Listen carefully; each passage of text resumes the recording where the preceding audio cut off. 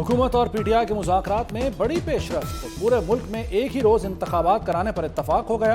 फरीकैन इंतखाबी नताइज तस्लीम करने पर भी रजामंद। वज़ीर ख़ज़ाना इसहाक़ डार कहते हैं निगरान हुकूमत की मौजूदगी में इलेक्शन होंगे। इंतखाबात की तारीख पर दोनों तरफ से लचक दिखाई गई है। शाह महमूद कुरैशी बोले असम्बलियों की तहलील और मुल्क गिर इंतखाबात की तारीख पर इत्तफाक नहीं हुआ।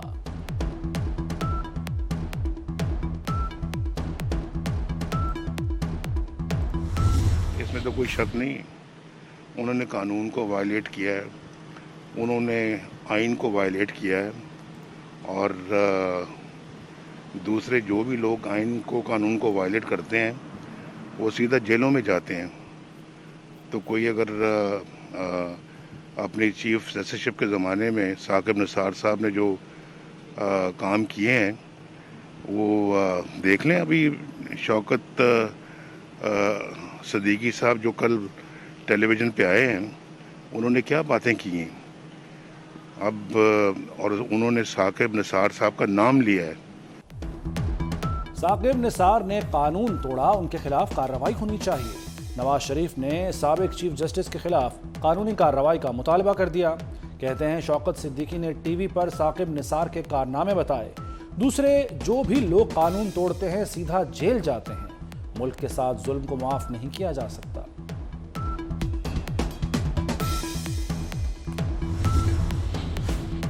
वज़ीर-ए-आज़म शहबाज शरीफ ने साबिक चीफ जस्टिस साकिब निसार के बेटे की ऑडियो लीक पर जल्द कमेटी बनाने की हिदायत कर दी। कमेटी में तमाम जमातों की नुमाइंदगी यकीनी बनाई जाए। पार्लिमानी मामलात में किसी को मुदाखलत की इजाज़त नहीं दी जाएगी। शहबाज शरीफ की ज़ेर सदारत इजलास में फैसला कर लिया गया। पार्लियामेंट के फोरम का मौसर अंदाज में इस्तेमाल जारी रखने पर इत्तफाक। पार्लियामेंट हथियार नहीं डालेगी, अपने वज़ीर-ए-आज़म को बलि नहीं चढ़ाएगी। वो वक्त गुजर गया जब वज़ीर-ए-आज़म की कुर्बानी दी जाती थी, पार्लियामेंट की गर्दन ली गई, इसका खून हुआ, कोई हिसाब देगा? ख्वाजा आसिफ फट पड़े। बताया जाए मुल्क की तारीख में कितने जजों को नाअहल किया गया। मुट्ठी भर लोगों के सामने यरगमाल न बने। हाउस कमेटी अदलिया के तमाम फैसलों का ट्रायल करे।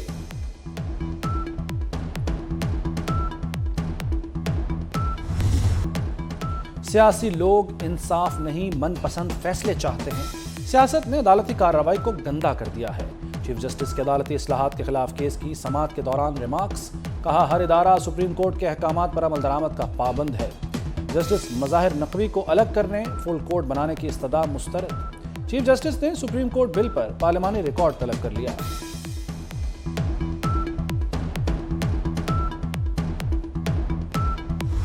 मैं नहीं चाहता कि स्पीकर नेशनल असेंबली का और मेरे कौमी असेंबली के जो रूल्स, ये कॉन्स्टिट्यूशन है और इसी कॉन्स्टिट्यूशन के तहत सुप्रीम कोर्ट ऑफ पाकिस्तान भी काम कर रही है। वो इस कॉन्स्टिट्यूशन में ना तो अपने अल्फाज डाल सकती है, ना इस कॉन्स्टिट्यूशन के आर्टिकल्स को चेंज कर सकती है। वो खाली उसकी तफसील वो क्या कहते हैं इंटरप्रिटेशन कर सकती है। रजिस्ट्रार सुप्रीम कोर्ट के पब्लिक अकाउंट्स कमेटी में पेश न होने पर Noor Alam Khan Barham. Registrar supreme court के वारंट जारी करने का ऐलान कर दिया। कहा कोई भी अदालत पार्लियामेंट की प्रोसीडिंग नहीं मांग सकती, पहले सुप्रीम कोर्ट पार्लियामेंट को रिकॉर्ड फराहम करे। सुप्रीम कोर्ट के जजों को कौन सी गाड़ियां, घर, प्लॉट मिले, रिकॉर्ड फराहम किया जाए।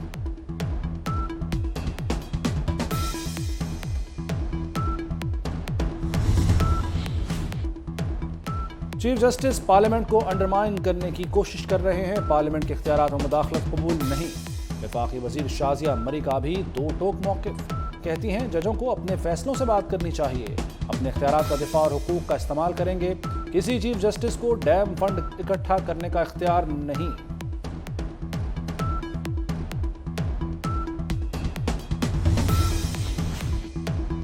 वज़ीर-ए-आज़म शहबाज शरीफ से आर्मी चीफ और DGISI की मुलाकात।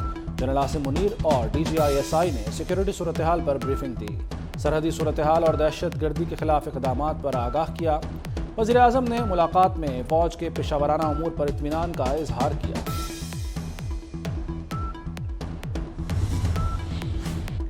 आसिफ अली ज़रदारी की मौलाना फजलुर रहमान से अहम मुलाकात। पंजाब और KP इंतखाबात से मुताल्लिक़ मुशावरत। मुलाकात में PTI से होने वाले मुज़ाकरात पर भी तबादला ख्याल। آصف علی زرداری نے مفتی عبدالشکور کے انتقال پر تعزیت کی۔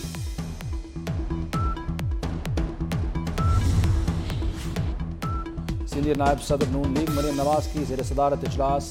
پنجاب میں یوتھ اور خواتین ونگز کی ممبر سازی مہم کا جائزہ لیا گیا۔ مریم نواز نے کہا کہ نوجوانوں کو پاکستان کے خلاف کرنے کی مہم چلائی جا رہی ہے، نوجوانوں کو پاکستان سے مایوس کرنے کی منظم سازش ناکام بنائیں گے۔ عمران خان پولیس کے سامنے حاضر ہوں۔ لاہور ہائی کورٹ نے عمران خان کو تمام مقدمات میں شامل تفتیش ہونے کا حکم دے دیا۔ جمعے کے روز پولیس تفتیش جوائن کریں۔ پنجاب حکومت تفتیش مکمل کر کے 8 مئی تک مکمل رپورٹ جمع کرائے۔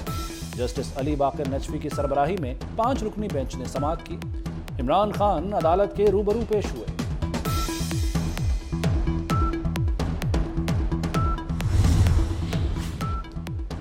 الیکشن کمیشن نے پی ٹی آئی رہنما فواد چودھری کے الزامات مسترد کر دیے۔ ترجمان کے مطابق کسی عہدیدار نے کوئی رشتہ دار بھرتی نہیں کرایا۔ الیکشن کمیشن کے تمام دفاتر سرکاری اراضی پر بنائے گئے۔ معذرت نامے جمع کرانے والوں کے منہ سے ایسی باتیں زیب نہیں دیتی۔ اداروں پر الزامات لگانے والے اپنے ماضی پر نظر ڈالیں۔ اگر کسی کو میں نے پکڑ لیا، میں سعودی عرب سے اس کو واپس نہیں لاؤں گا، میں وہیں پہ اس کے خلاف ایکشن لوں گا اور اسلامک قانون کے مطابق اس کے ہاتھ کٹواؤں گا اگر کسی نے 1 ریال کی بھی گڑبڑ کی اور مجھے ثبوت مل گیا۔ ایک تو آپ بالکل بی ایشور رہیں، مفت حج میں کسی کو نہیں کرنے دوں گا۔ کسی کو مفت حج کرایا جائے گا، نہ کسی کو وی آئی پی پروٹوکول دیا جائے گا۔ ارکان پارلیمنٹ ہوں یا کوئی اور، سب کو عام عازمین کے ساتھ رہنا پڑے گا۔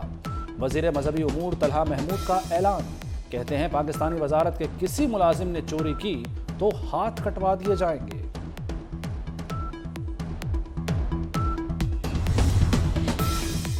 ایل پی جی کی قیمت میں 5 روپے کلو اضافہ، نئی قیمت 234 روپے ہو گئی۔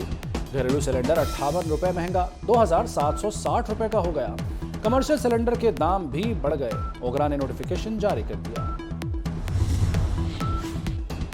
گوالوں کی دودھ مہنگا کرنے کی تیاریاں، خالص دودھ 235 روپے، دہی 265 روپے کلو کرنے کا مطالبہ۔ پنجاب ملک سیلرز ایسوسی ایشن نے ڈی سی کو خط لکھ دیا، کہا جانوروں کا چارہ ونڈا کھل دگنا مہنگا ہو چکا۔ لاہور میں دودھ 160، دہی 190 روپے کلو تک بیچا جا رہا ہے۔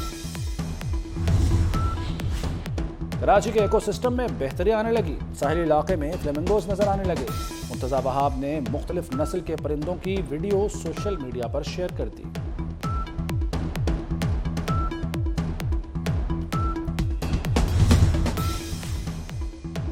لاہور میں روڈا کا بین الاقوامی سرمایہ کاری کے لیے بڑا فیصلہ، 70% پراپرٹی غیر ملکی سرمایہ کاروں کو بیچی جائے گی۔